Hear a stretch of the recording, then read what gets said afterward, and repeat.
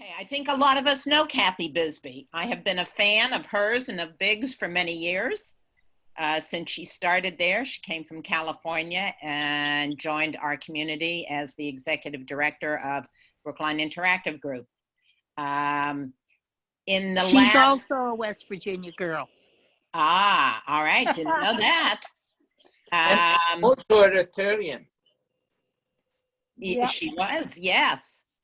A couple of other things that I knew about Kathy, but I was reminded when I tried to find a bio, since she did not send me anything. Kathy is an award-winning multidisciplinary storyteller, and I love that.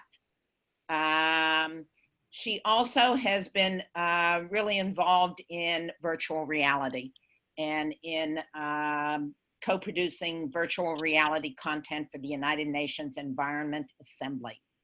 There are many, many other things of interest for Kathy, but I am going to give her the stage because what BIG has been doing in the last several weeks to keep our community informed and connected, I think has been amazing. And kudos to you, Kathy, and kudos to your group.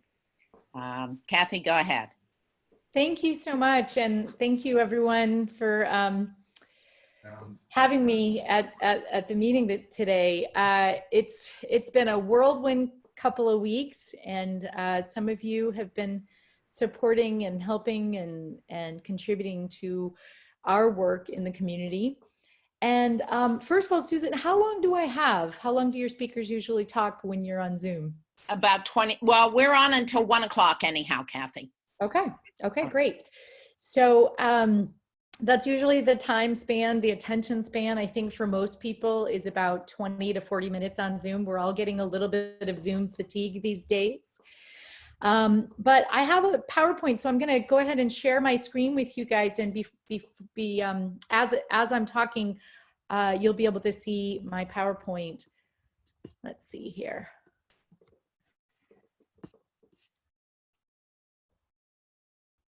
I think you can see it. Can you see it now? Yeah. Great. Good. So I know many of you personally, and in fact, I was a Rotarian in California. I was very active in the Gilroy Rotary Club and loved my time there. And at some point we'll come in person again to meetings.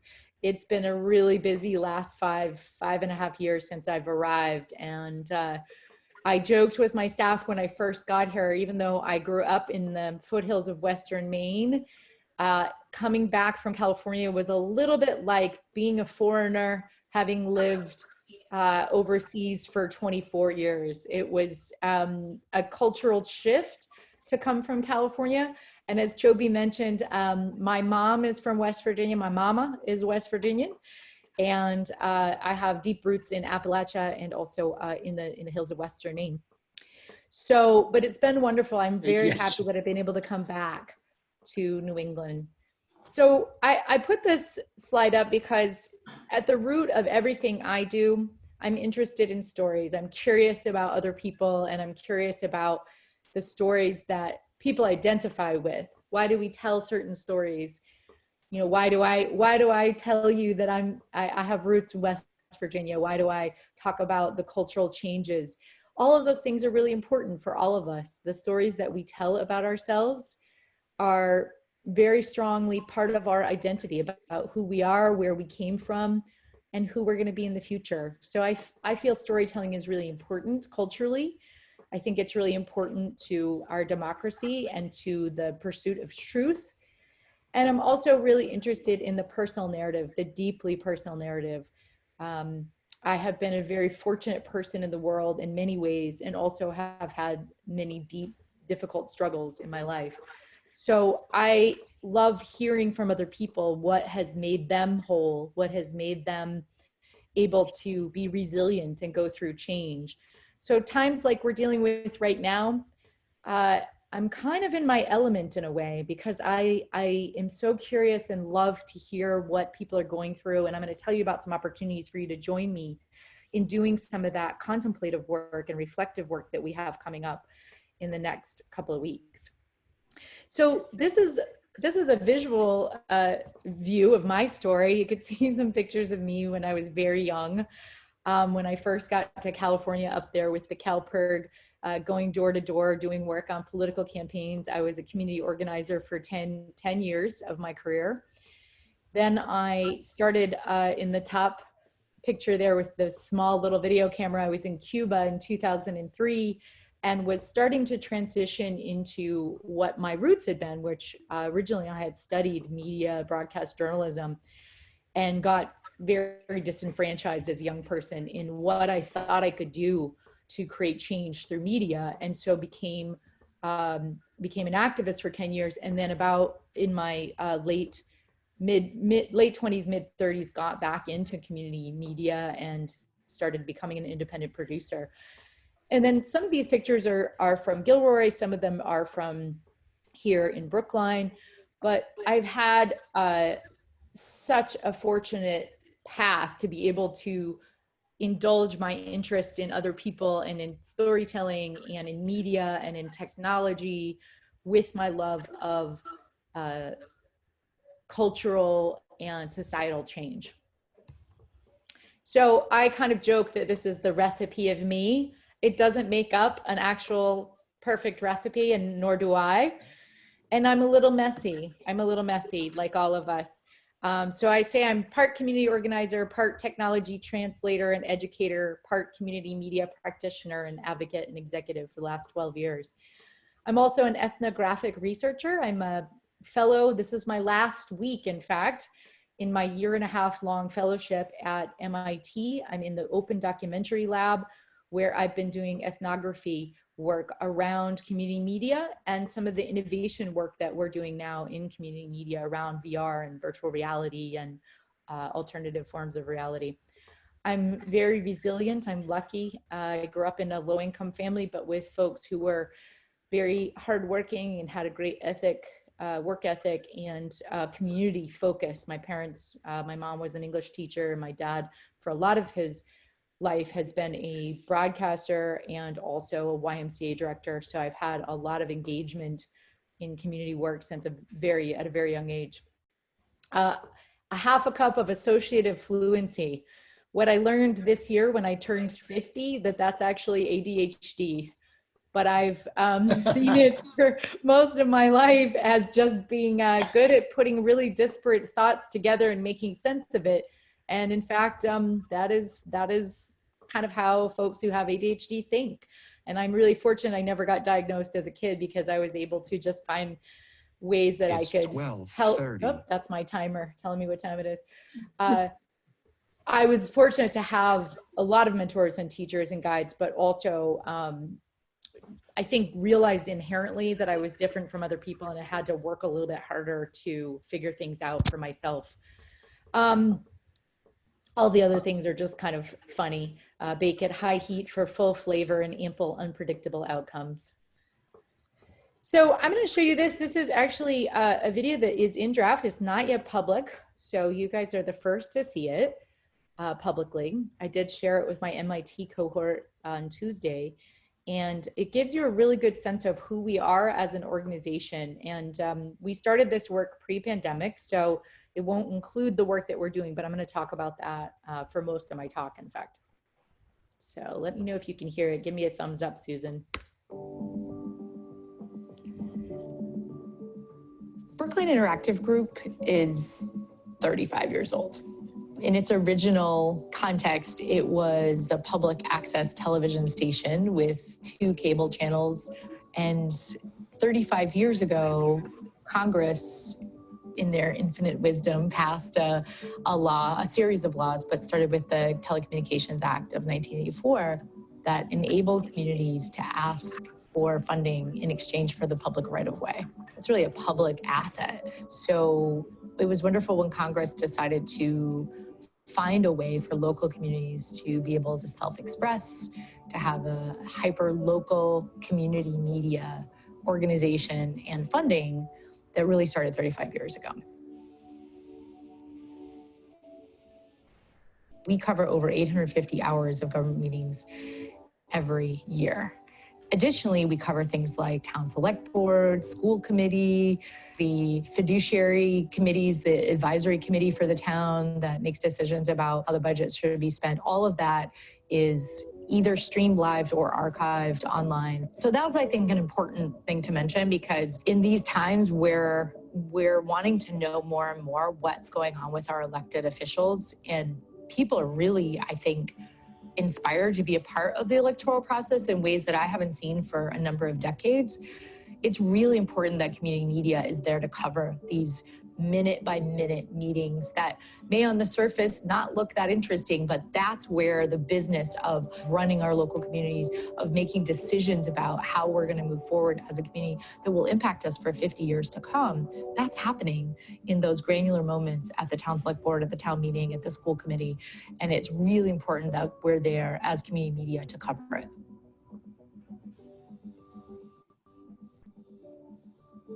I think that at our heart, what community media and Brookline Interactive Group does best is facilitate access to media and help facilitate a dialogue within the community. We work with all different kinds of communities. So both with our youth programs and adult programs and our community programs, we help anyone tell the stories that they think are important in their community.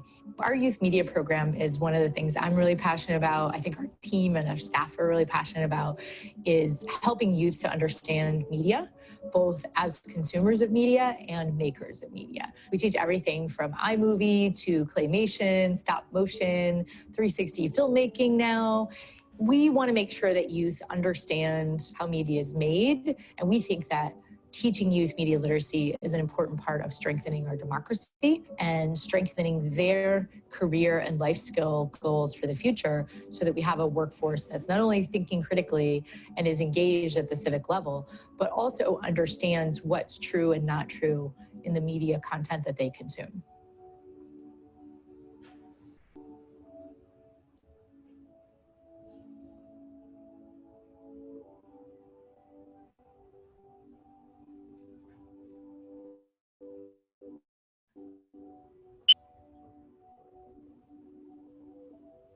Right now, the next big concern that we have is that we get funding from the cable companies. The town gets funding, we get funding to fund our community media arts center and run the community cable channels.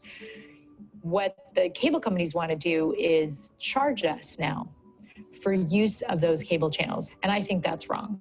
With regard to how that affects the community services that we provide, you could imagine.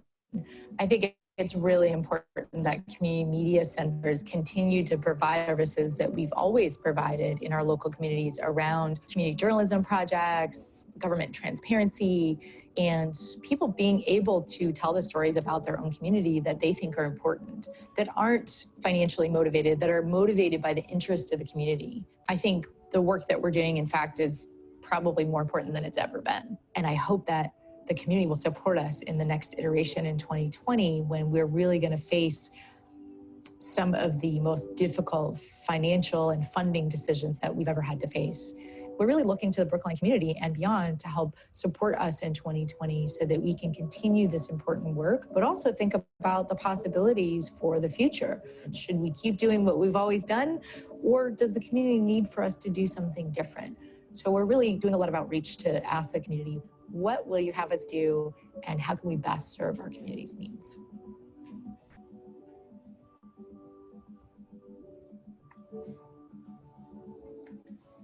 Thank you. Thanks. So a wonderful student, graduate student over at MIT created this video for us. We've actually been working with her. So I'm going to pause this. So that's all pre-pandemic, but we're doing that work still. But I want to tell you a little bit about the roots of that work, because I think it's really important to understand those who have come before you that have really paved the way. And I have to say, I'm 50, I'm a Gen Xer. And when I got to California, there was a group of, so I would have been in my early 20s, and they were all in their 70s and 80s. And many of them, most of them have passed away now. they were folks who had gone through, they were union organizers, and they were organizers who had gone through being blacklisted in Hollywood. So that's the age, it was during McCarthyism. And I owe a great deal of credit to those older men and women who saw in me that I was a community organizer and wanted to instill the kinds of values that they had about how you could organize to create more power for average citizens, and how we could really engage our community and make sure that everyone had a voice. And so I'm kind of giving credit to my ancestors in that movement now, but this is one of them, and that is George Stoney, who lived till he was about 96 actually, and started work in New York City with a bunch of his journalism students, and really wanted to democratize voices recorded in audio and video by sharing authority or sharing power through community engagement. So I really come from that lineage. And I only started in community media 12 years ago. And so I'm one of the youngsters, even by community media standards. But our mission has always been, will always continue to be, to facilitate access to the media. So tools, training, content, and community dialogue. And that's what we're doing, especially right now, but always. So I think most of you know about the work that we're doing, but we have community cable channels. We have 2 of them, both public access and government and educational access. That is a fee that the cable companies have to pay per an act of Congress 35 years ago. And the cable companies chose to make that a fee on your credit card, on your cable bill. And so that fee goes to local governments, and it also goes to organizations like ours.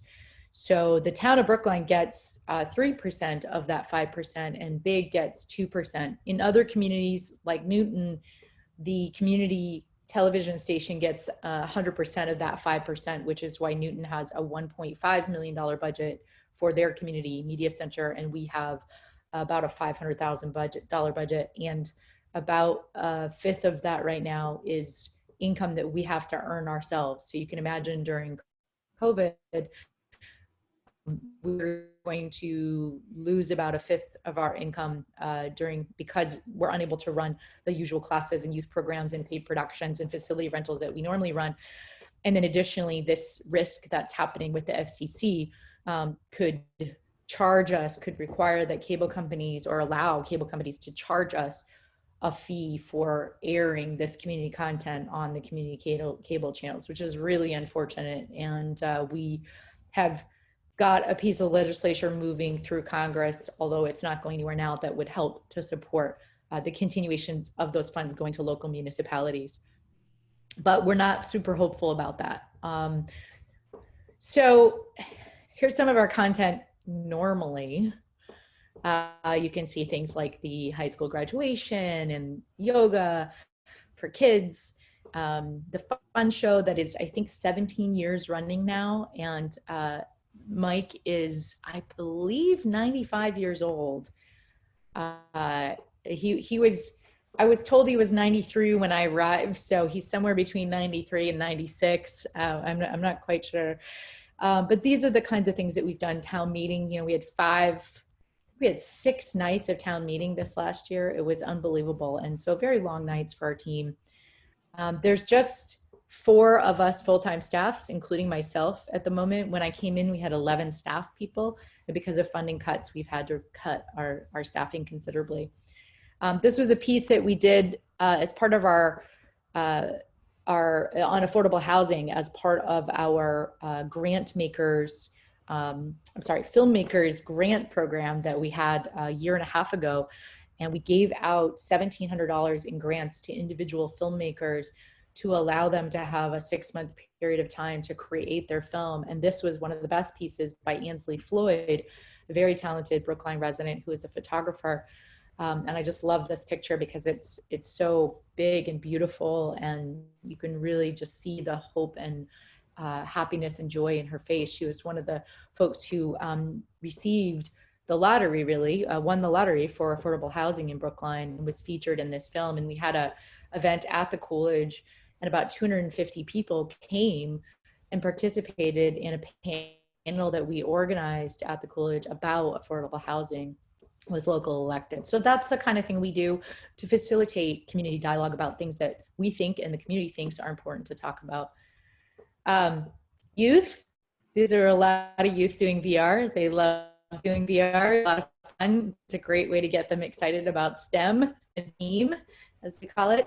You can see in the bottom corner, Ian, our program director, teaching youth how to create their own media content. And I'm very excited to report that just last week, those same youth received a national award for the piece that they did on the climate strike in Boston, where they filmed students from their peers elementary school going to the climate strike protest, and they filmed people at the protest as well.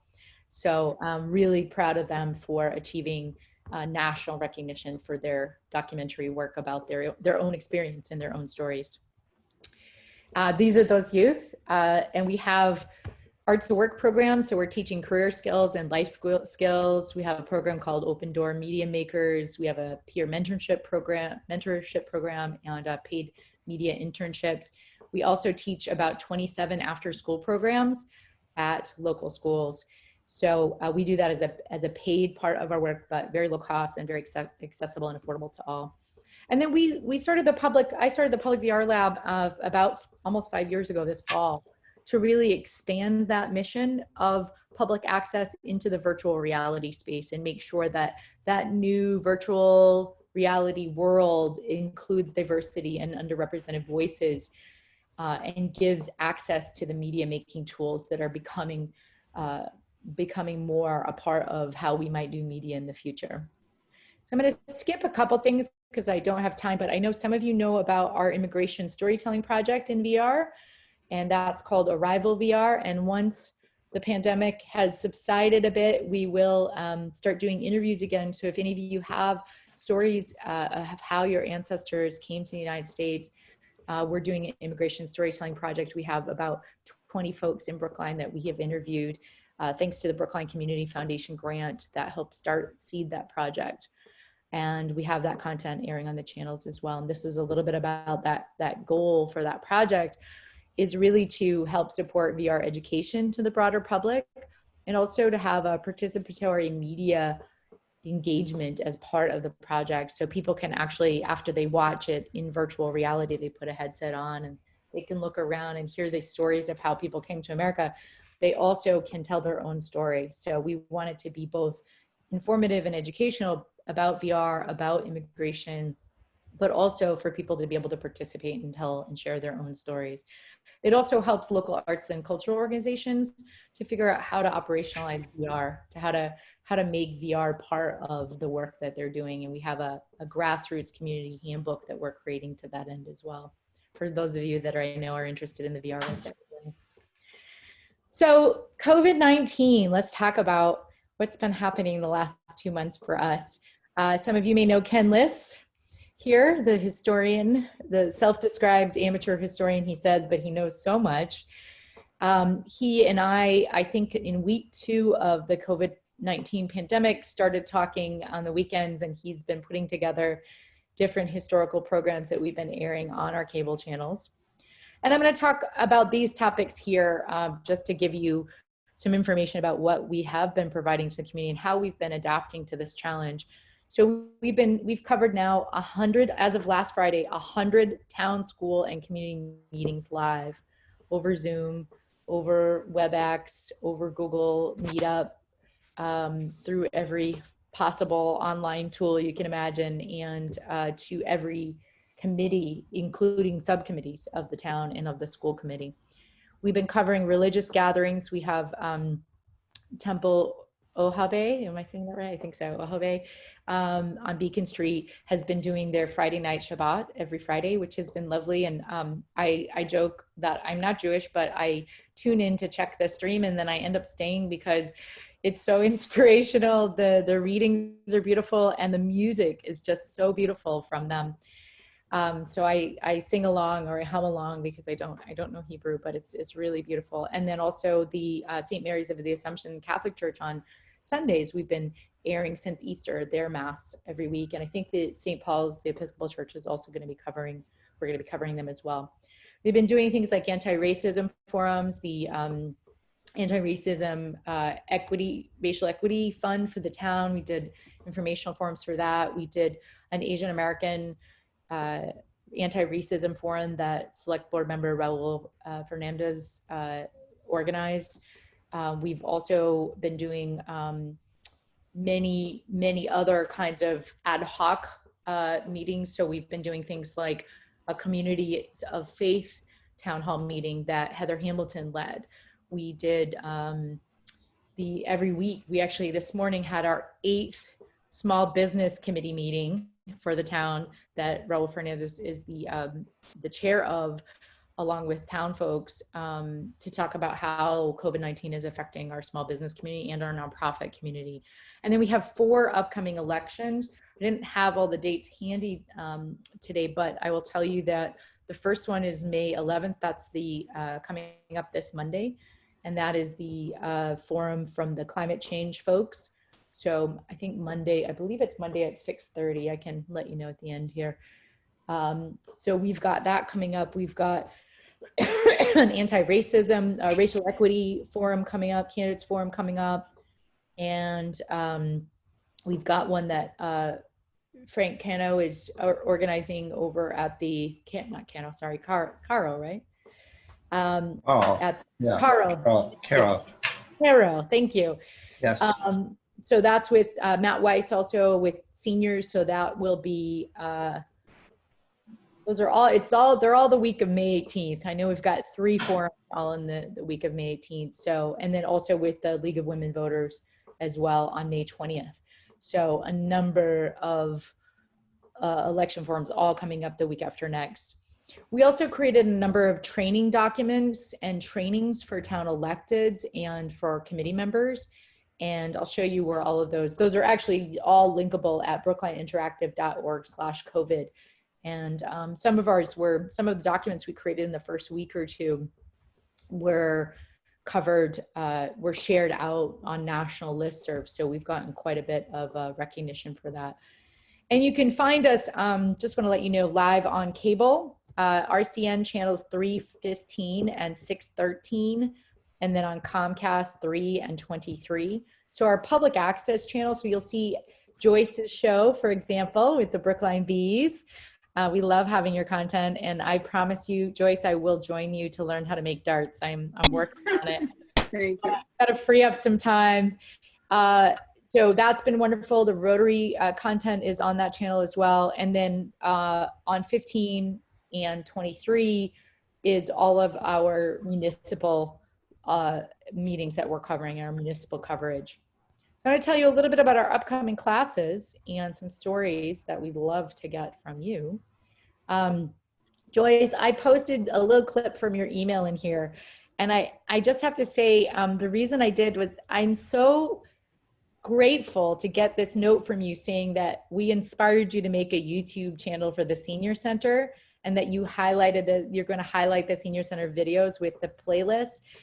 That's the kind of thing that we want to be helping to support in the community, that we can let you know how you can get more engagement from whatever community you're serving. So that's facilitating access to media is about a lot of things. It's not just making videos or telling stories. It's also about how do we help others figure out how to use the tools that are out there, and really adapting to these tools has been a big part of that work. This is a forum also that we had on Monday with Safety Net, with the Safety Net Fund. So we had folks come on from the Community Foundation and from Brookline Mental Health, from community, the Brookline Center, and also town select board members to talk about the importance of giving and donating to the Safety Net Fund, and also how people could find out more information about it.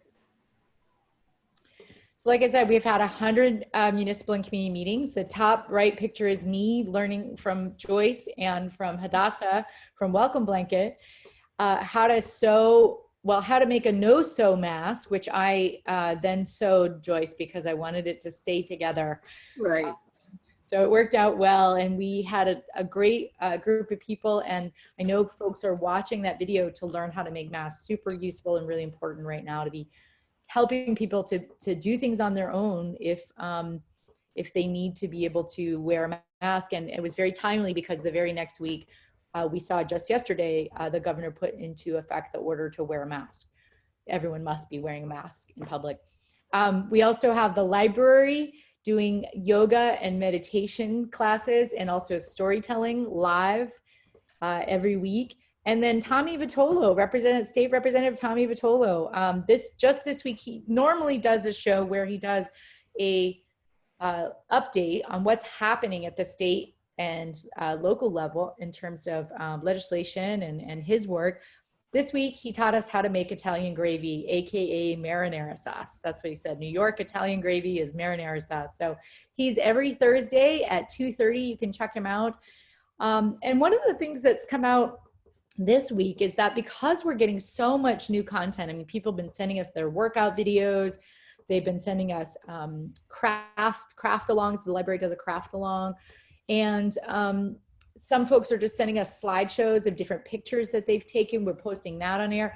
We've also done over 200, I think we're getting up into 225 right now, but as of last Friday, we had over 200 individual emergency posts that we posted on the channel. So we told people how they could get a mask. We would post the alerts from the town every day up on the cable channels.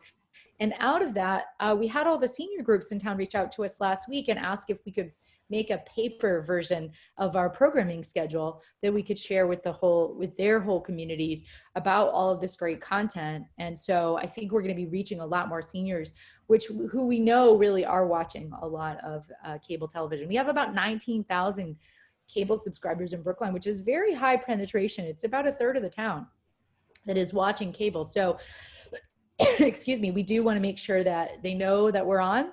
And we've just recently invested about $5,000 in new equipment that will actually reflect exactly what's happening on the cable channels online. So instead of just watching one YouTube program at a time, you'll be able to actually watch the whole schedule from the morning till the night. And you'll just be able to pull it up on your web browser and watch the actual cable channels. You won't need a cable subscription, although we hope you keep subscribing to cable so that BIG and the town will get the funding from the cable subscriptions.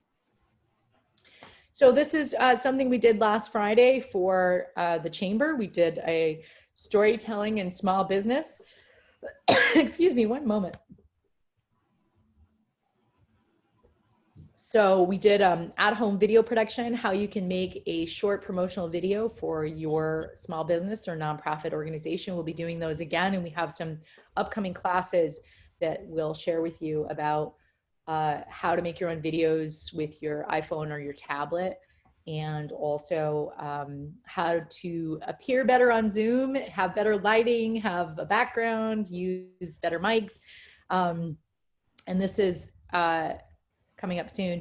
We're also working with the small business community. So this is, as I said, our 8th event. They just had these great graphics and signs that they're going to be doing a town-wide Shop Brookline campaign. I'm on the small business committee for that campaign. And so we're going to be helping make little vignettes about small businesses and how people businesses are open and how they can safely do that. So helping people understand how they can be safe is a really, really important part of the communication strategy right now.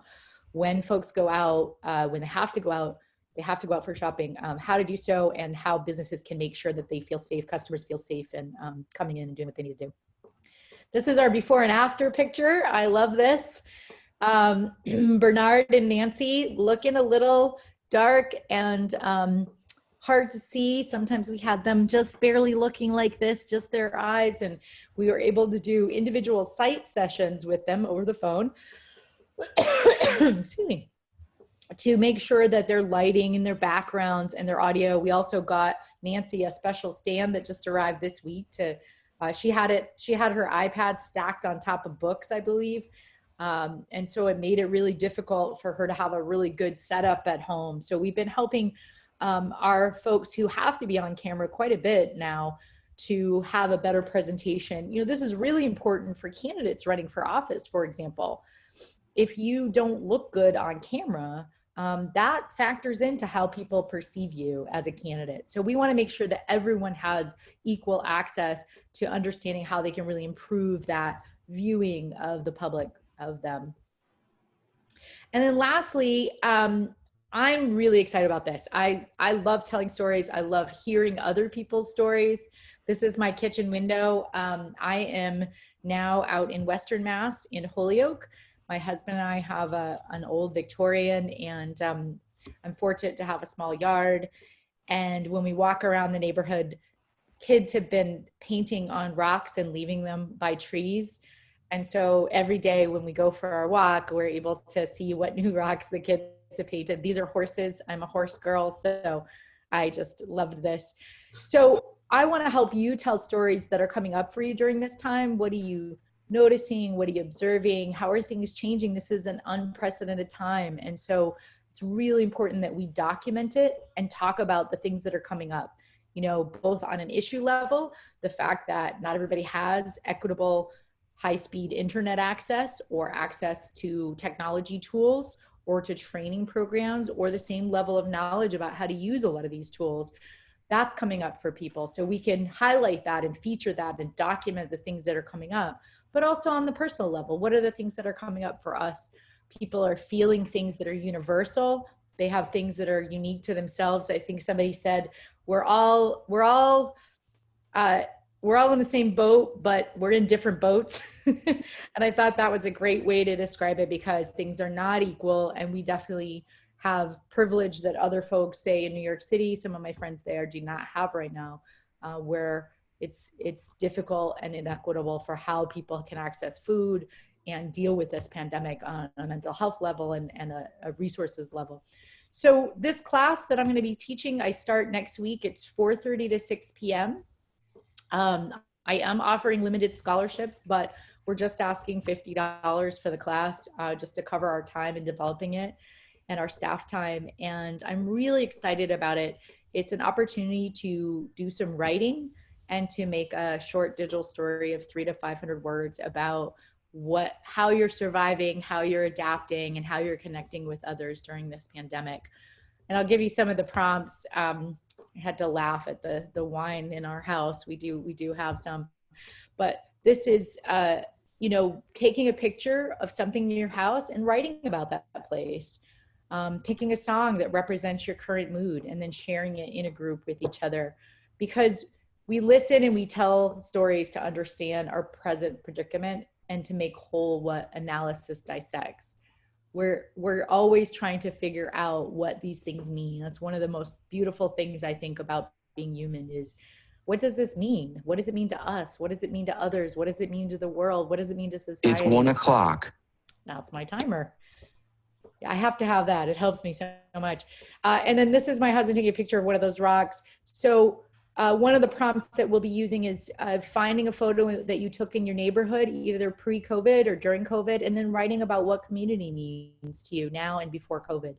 And has COVID life changed your perspective of your neighbors and your neighborhood and your community? Because I know for me, that's certainly been true about Brookline. I knew that Brookline was an amazing community, but in that first week of COVID, we had 12 live government and community meetings that we had to immediately pivot and adapt to be able to accommodate. And in that challenge, in that very adaptive challenge, because, you know, most challenges are static. We know how to solve things. We know the problem. We've experienced it before. We can find a solution. In a technical problem, for example, you know how to fix it. But in this, we don't know how to solve this pandemic. We don't know how to be in this new normal. And so I think it's a really good opportunity for us to sit back, to reflect, to think about what is the new normal and how are we going to adapt and how are we going to build community and support our community. And the community of Brookline has been unbelievable throughout. People jumping in to help each other, to help their neighbors, to use their resources for good in the world. And I'm very proud to be a part of both the Brookline community and proud to have a team like I have at Brookline Interactive Group, a board and a team and volunteers and members who support our work. And I'm also happy to report that, the town of Brookline's been very supportive of us as well, and that it looks like, there will be some funding that will come to help us to support our continued efforts. It won't help with all of the loss of funding, and we have applied for PPP, and we did get notice from David at Brookline Bank that we were approved, so we're very happy about that. But we need to be strong so that we can support all of these groups and needs and resources to be accessed in our community during COVID-19 and always. So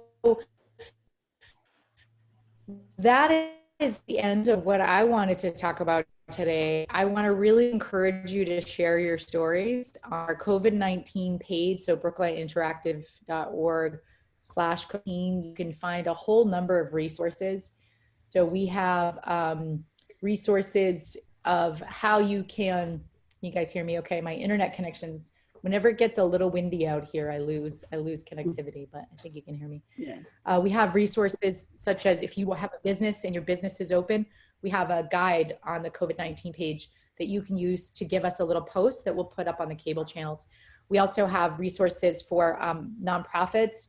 I created early on during the pandemic, I created a survey out to the community. We had about 75 people put in data about what was important to them in terms of media and news and information.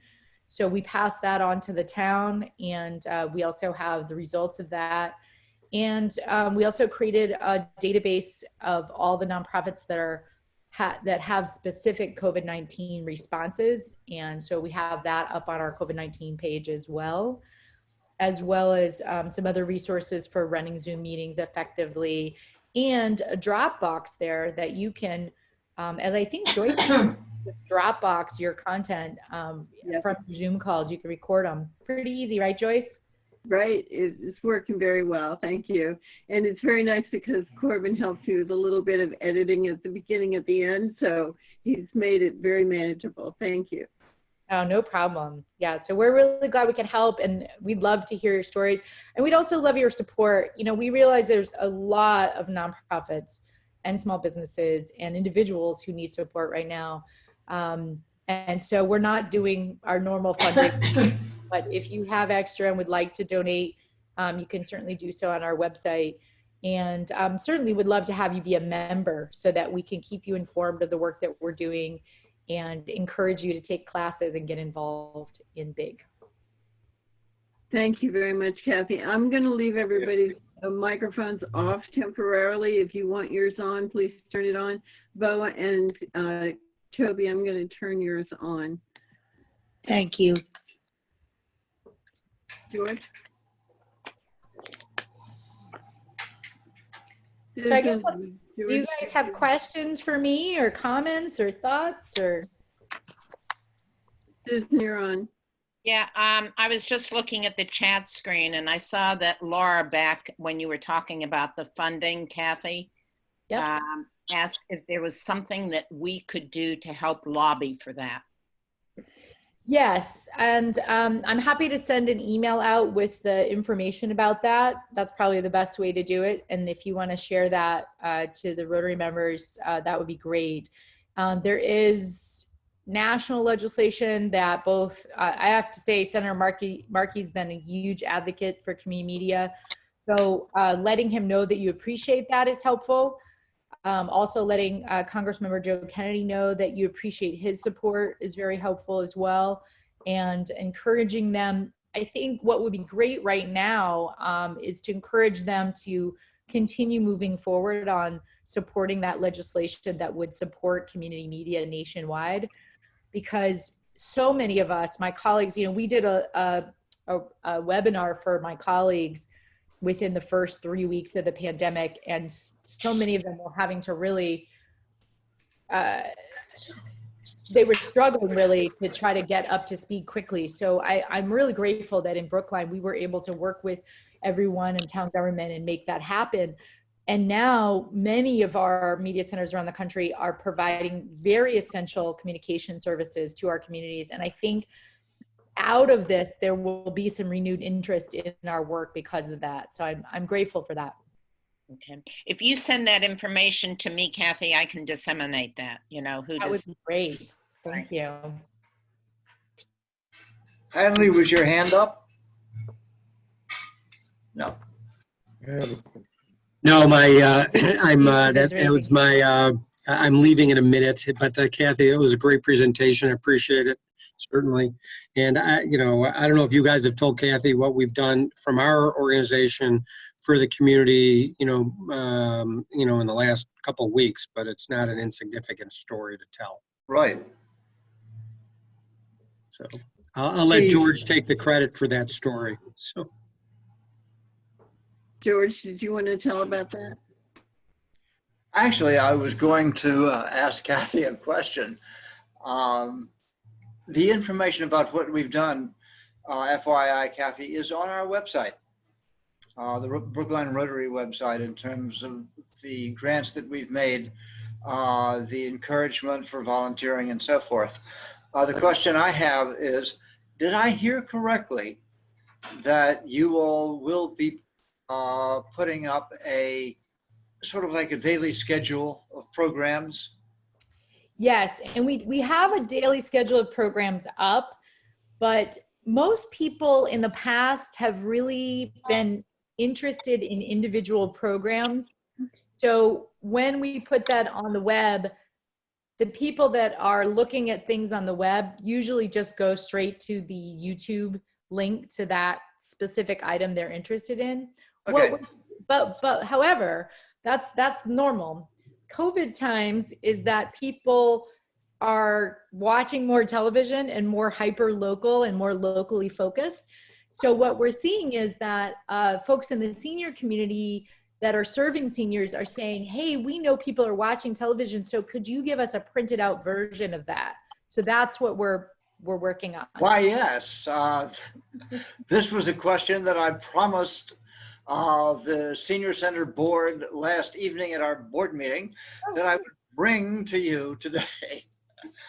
Well, you have Jewish Senior Life was the first request for that. So we just heard that last week. So we're working on it. So anyway, thank you. That's good. Please email me and remind me to reach out to you when it's done, if you can. Okay. And I think Steve had a question. Steve? Yeah. Do you commute from Holyoke every day? So thanks for asking. Yeah. For the last 5.5 years, so my husband and I met because we were on the national board for community media together. And we were on the national board for community media. So we have a national for our industry. And we met and we worked together. And when we started dating, we were dating across the country from Santa Cruz, California to Western Massachusetts. So when we decided, his dad was really sick, and we decided that we weren't going to, he couldn't come to California, and we needed to be here. I decided to move back to the East Coast, but there were no jobs in West Mass, and so I found a position in Brooklyn, was hired for it, and I thought, well, I'll either convince him to move to Brookline, or at some point I'll Well, I've kind of fallen in love with the community of Brookline, and my work at BIG is very fulfilling. So for the last 5.5 years, I've had an apartment in either in Brookline or in Dorchester, or most recently Newton, where I live Monday, Tuesday, and Wednesday nights in Eastern Mass, and then Thursday night I drive out after work and work from home on Fridays in Holyoke. So that's how it's worked. Now I'm here every single day, which is really a big change. It's for the first time in our relationship in 7 years, we're in the same space every single day for 24/7, which is mostly pretty great. I hope But so. like everyone, you got to get out of the house a little bit. But it's wonderful. It is. And I don't know what's going to happen post-COVID. I did give up my apartment in Newton because I really didn't want to pay $1,000 a month to not be living there. So I'll probably look for a 3 days a week situation again when we're back in the office every day. Is your phone number somewhere? Sure. Let me put it in the chat to everyone. So now that being said, we're not answering. I mean, I do get emails of the phone at BIG, but we're not in the office at all. But we are getting emails. So that's really the best way to reach me. It's kind of always the best way to Oh, reach me. okay. I'll do that. I just like chatting, catching up on Western Maine, West Virginia, Oh, and an old, long time history of producing a few things for Brookline Access oh, very back in the- cool. Well, send me an back in the email day. and we'll set up a time to chat. Sure. I would love that. I would invite anyone else who is interested in doing whether you want to do a one-time only program or whether you'd be interested in doing a ongoing show. Just let me know. It's kind of easier than ever in a way now because all we need is Zoom and we can do a program together and an interesting topic. I've been thinking for the last 3 weeks that I really want to do a show called Can I Eat This? And it's going to be about things in my fridge and how long the shelf life of them are. Oh, I thought it was about mushrooms. Sharon's agreeing with me there. I was a vegetarian for 24 years, so I constantly say to my husband, you know, is this chicken stock? How long has it been in the fridge? Can I eat this? You know.